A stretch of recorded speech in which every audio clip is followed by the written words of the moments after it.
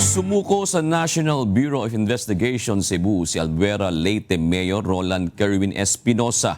Ito'y matapos siyang isyuhan ng warrant of arrest ng Cebu Regional Trial Court Branch 14 kasamang iba pa para sa kasong murder. Walang inirekomendang piyansa ang korte para sa alkalde.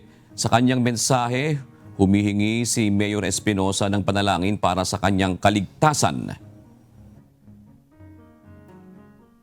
Mayong buntag kanatong tanan.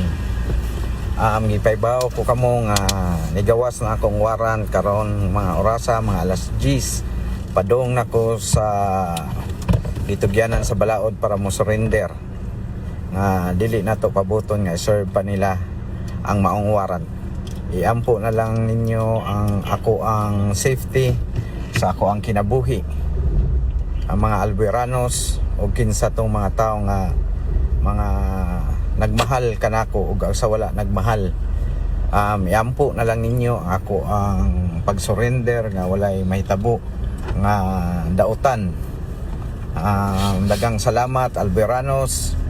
Kita-kita lang tapuhon kung mahumanan ning problema.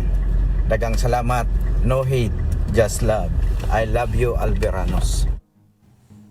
Itinanggi rin ng alkalde na nagtatago siya, ngunit inamin niya na sadya siyang umiwas, magpakita sa publiko para na rin sa kanyang seguridad.